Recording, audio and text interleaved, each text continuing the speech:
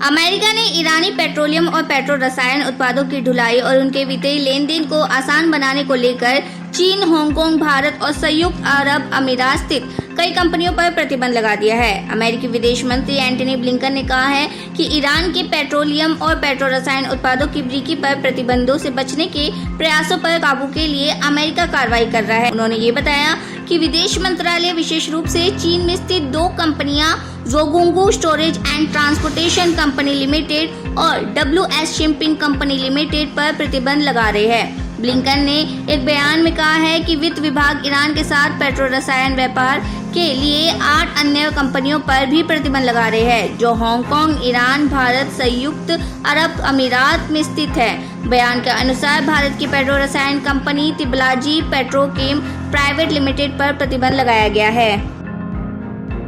UP के शामली में लोकसभा चुनाव 2019 के दौरान देश के प्रधानमंत्री मोदी पर अशोभनीय टिप्पणी करने के मामले में राजनेता इमरान मसूद को कोर्ट ने 5,000 और दंड दिया। 5,000 और दंड जमा न करने पर 6 महीने की अतिरिक्त कारावास भुगतान। इमरान मसूद इस समय समाजवादी पार्टी के नेता है। कर्नाटक के पूर्व मंत्री और खनन व्यवसायी गली जनार्दन रेड्डी को सुप्रीम कोर्ट से राहत नहीं मिली है। शीर्ष अदालत ने कहा है कि हम आपको कुछ मदद नहीं कर सकते हैं। कोर्ट ने मामले को निचली अदालत में भेजा है। कोर्ट ने निचली अदालत को रोजाना बेसिस पर सुनवाई कर मामले का निपटारा करने को कहा है। मंदिरों में सरकारी नियंत्रण का मुद्दा, सुप्रीम कोर्ट ने सरकार को जारी किया नोटिस। तमिलनाडु में मंदिरों में सरकारी नियंत्रण के खिलाफ दाखिल याचिका पर सुप्रीम कोर्ट में सुनवाई हुई है। शीर्ष अदालत ने तमिलनाडु सरकार को नोटिस जारी किया है और 6 हफ्ते में जवाब मांगा है। याचिकाकर्ता ने आरोप लगाया है कि तमिलनाडु के मंदिरों को सरकारी कर्मचारियों से भर दिया गया है। जिन मंदिरों में वंशानुगत ट्रस्टी नहीं होते हैं, वहां सरकार अपने कर्मचारियों की नियुक्ति कर रहे हैं। सरकार ये कैसे कर सकती है? ये एक संवैधानिक मुद्दा है। पंजाब में PFI के बैन को कांग्रेस ने बताया लोकतंत्र की हत्या। पंजाब में PFI को बैन करने का नोटिफिकेशन राज्य सरकार की ओर से जारी किए जाने पर प्रदेश कांग्रेस अध्यक्ष अमरिंदर सिंह राजा वंडिंग ने अजीबोगरीब बयान दिया है और इसे लोकतंत्र की हत्या बता दिया है। वंडिंग ने कहा है कि इस देश में हर व्यक्ति को और हर ऑर्गेनाइजेशन को अपनी बात कहने का हक है, लेकिन इस सरकार में कभी किसानों के ट्विटर अकाउंट बंद कर दिए जाते हैं। इसी वजह से तो राहुल गांधी ने भारत जोड़ो यात्रा शुरू की। यूपी के हापुड़ में हुए हमले के मामले में AIMIM के मुखिया असदुद्दीन ओवैसी की याचिका पर सुप्रीम कोर्ट में सुनवाई हुई। सुप्रीम कोर्ट ने नोटिस जारी कर पूछा है कि क्यों न हाईकोर्ट के पास दोबारा नए सिरे से जमानत पर पूर्ण विचार के लिए भेज दिया जाए। 11 नवंबर तक यूपी सरकार और दोनों आरोपियों से जवाब तलब किया है। असम के डिमासा संगठनों ने राष्ट्रपति द्रौपदी मुर्मू से राष्ट्रीय पुरस्कार विजेता फिल्म सेमखोर में जनजातीय समुदाय को कथित तौर पर गलत तरीके से दर्शाने के मामले में हस्तक्षेप करते हुए उसके प्रदर्शन पर रोक लगाने का अनुरोध किया है। डिमासा संगठनों ने फिल्म के विरोध में दीमा साओ जिले के मुख्यालय हाफलोंग में एक विरोध मार्च भी निकाला है। पंजाब के पूर्व मुख्यमंत्री बीरेंद्र सिंह की हत्या के मामले में मौत की सजा पाए बलवंत सिंह राजूआना की सजा कम करने के मामले में केंद्र सरकार ने सुप्रीम कोर्ट में हलफनामा दायर किया है। ये जानकारी सूत्रों के हवाले से सामने आई है। केंद्र ने कहा है कि वर्तमान परिस्थितियों और देश के आंतरिक सुरक्षा कारणों को देखते हुए अभी अर्जी पर गृह मंत्रालय ने फैसला नहीं किया है।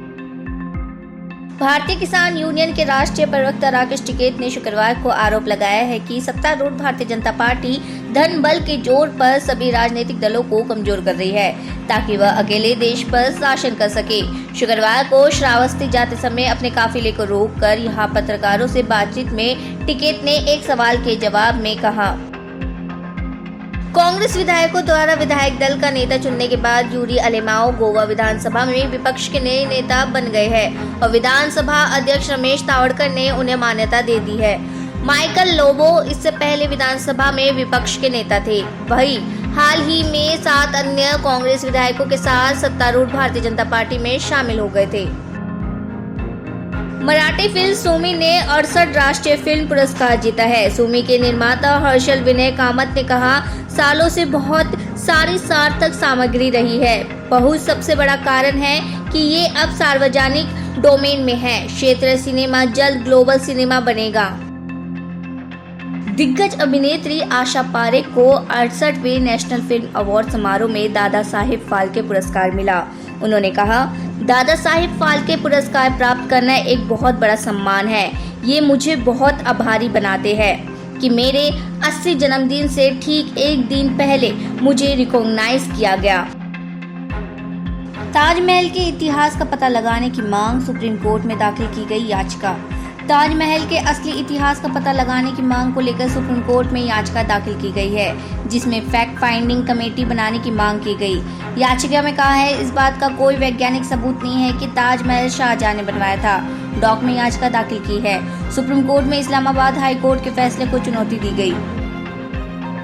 पाकिस्तान के पूर्व प्रधानमंत्री और पाकिस्तान तहरीक-ए-इंसाफ के अध्यक्ष इमरान खान शुक्रवार को अतिरिक्त जिला एवं सत्र न्यायाधीश जेबा चौधरी की अदालत में पेश हुए और जज की धमकी के मामले में उनसे व्यक्तिगत रूप से माफी मांगी।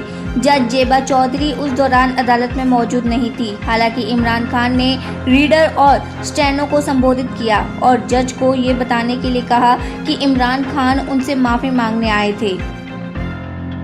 ठेकेदारों से जबरन वसूली से संबंधित विवादित ऑडियो क्लिप को लेकर पंजाब के कैबिनेट मंत्री फौजा सिंह सरारी की बर्खास्तगी और गिरफ्तारी की कांग्रेस सदस्यों की मांग को लेकर विधानसभा में लगातार दूसरे दिन हंगामा हुआ। सरारी इस ऑडियो में ठेकेदारों से जबरन वसूली के लिए कथित तौर पर कुछ लोगों को फंसाने के तरीकों पर चर्चा कर रहे हैं। कांग्रेस सदस्यों ने मुख्यमंत्री भगवंत मान से भी जवाब मांगा और आप सरकार के खिलाफ नारेबाजी करते हुए अध्यक्ष के आसन के निकट पहुंच गए। अध्यक्ष कुलतार सिंह संधवान ने इसे लेकर सदस्यों की जमकर आलोचना की। टेरर फंडिंग के आरोप में इंदौर और उज्जैन से पॉपुलर फ्रंट ऑफ के 4 लीडर्स को भोपाल जिला कोर्ट ने 14 दिन की न्यायिक हिरासत में सेंट्रल जेल भेज दिया। एमपी एटीएस ने आरोपियों को 30 सितंबर तक रिमांड पर लिया था। चारों आरोपियों को जिला अस्पताल में पेश किया गया। एटीएस ने आरोपियों का रिमांड नहीं मांगा। मध्य प्रदेश एटीएस और नेशनल इन्वेस्टिगेशन एजेंसी ने आरोपियों को गिरफ्तार किया था। इंदौर निवासी आरोपी अब्दुल करीब बेकरी वाला पीएफआई का प्रदेश अध्यक्ष है। अब्दुल खालिद जनरल सेक्रेटरी, मोहम्मद जावेद प्रदेश कोषाध्यक्ष है। वहीं उज्जैन निवासी जमील शेख प्रदेश सचिव है। आरोपियों के खिलाफ आईपीसी की 121A, 153A, 120B धारा 13 और यूपीए एक्ट के तहत एफआईआर दर्ज की गई थी। पूर्वी महाराष्ट्र के गढ़चिरौली जिले में पुलिस के साथ मुठभेड़ में संदिग्ध महिला नक्सली की मौत। जिले के पुलिस अधीक्षक अंकित गोयल ने शुक्रवार को एक विज्ञप्ति में बताया कि मुठभेड़ कांपेवाचा वन में हुई। मृत महिला की अभी शिनाख्त नहीं हो पाई है।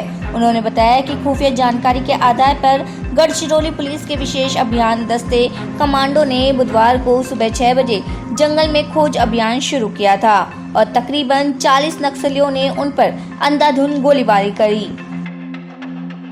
दक्षिण पूर्वी ईरान प्रांत सिस्तान बलूचिस्तान के एक पुलिस थाने में बंदूकधारियों ने शुक्रवार को गोलीबारी की है और पेट्रोल बम फेंके हैं। बताया गया है कि प्रांतीय राजधानी जाहेदान में हुई गोलीबारी में कई पुलिस सदस्य और राहगीर घायल हो गए हैं। जम्मू कश्मीर पुलिस ने कहा है कि बांदीपुरा पुलिस और सेना के गुरेज क्षेत्र के नौशेहार नारद में 7 AK-47 rifle, 2 pistol, 21 AK magazine, 1190 round, 132 pistol और 13 ग्रेनेड और अन्य आपत्तिजनक सामग्री सहित भारी मात्रा में हथियार और गोला बारूद बरामद किया।